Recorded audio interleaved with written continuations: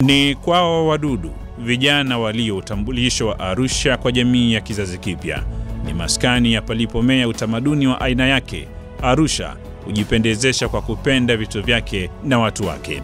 Hapa ni kitovu cha utalii kaskazini mwa Tanzania, Geneva ya Afrika, na kituo cha makao ya baadhi ya ofisi za kimataifa. Kwa hayo pekee na mengine rukuki yanaweka mwingiliano wa watu wa mataifa nambari mbalimbali.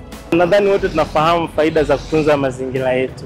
Lakini sisi pia kwa upande wa Arusha ni jiji linalopokea wageni wengi sana. Kwanza kwa sababu Arusha ni kitovu cha utalii kwa upande wa kaskazini wa nchi yetu ya Tanzania, lakini pia Arusha ni makao makuu ya Jumuiya ya Afrika Mashariki. Kwa hiyo ni jiji ambalo linapokea wageni wengi sana. Kwa kuzingatia yote hayo, sisi kama TANROADS tunaona umuhimu wa kuendelea kutunza mazingira yetu na kuyaweka katika hali ya kuvutia na kupendeza, ili hata wale wageni wanaopata fursa ya kutembelea jiji letu wanapofika Arusha, basi waone kweli wamefika kwenye jiji la hadhi kama ambavyo linazungumzwa duniani kote. Kwa hiyo sisi kama TANROADS tumeendelea na juhudi za kupendezesha mazingira yetu kwa kutengeneza bustani na kupanda miti ili kuyaweka mazingira yetu kuwa mazuri na ya kuvutia. Hapa tulipo tupo kwenye eneo la Philips ambalo ni katikati ya jiji la Arusha. Kama unavyoweza kuona, jitihada zinazoendelea hapa ni pamoja na kutengeneza bustani, kupanda miti, kuweka kingo za kuzuia watembea kwa miguu ili kuendelea kuliweka jiji letu kwa katika mazingira safi. Ili mji uendelee kushamiri kwa watu na mazingira yake, TANROADS Arusha inafanya jambo hapa. Kingo za barabara ni pambo la macho na fahari ya mji.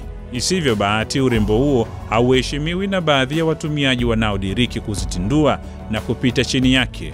Wito huu ni muhimu. Toe wito kwa wananchi, watu wa jiji la Arusha kuendelea kuunga mkono juhudi zetu tunazozifanya za kutunza mazingira na kupendezesha jiji. Kwanza kabisa, adha kubwa ambayo naiona ni wananchi wanapenda kupita hata kwenye zile sehemu za bustani ambazo tumezitengeneza kwenye eneo la katikati ya barabara au median kama linavyojulikana pia. Kwa hiyo tunawaomba wananchi waendelee kupita kwenye maeneo ambayo yametengwa maalum kwa ajili ya kuvuka wao. Waache kupita katikati ya bustani ambazo zimeandaliwa.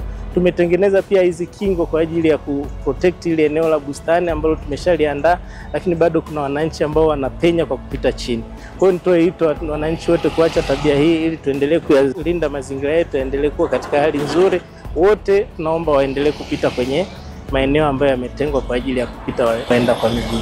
Haiwi haki wala wajibu mwema kuendelea kusimulia uzuri, usafi na utunzaji bora wa mazingira ya miji mingine duniani, ili hali miji yetu ikibaki kwenye makabrasha ya vichekesho kwa uchafu na ushagalabagala.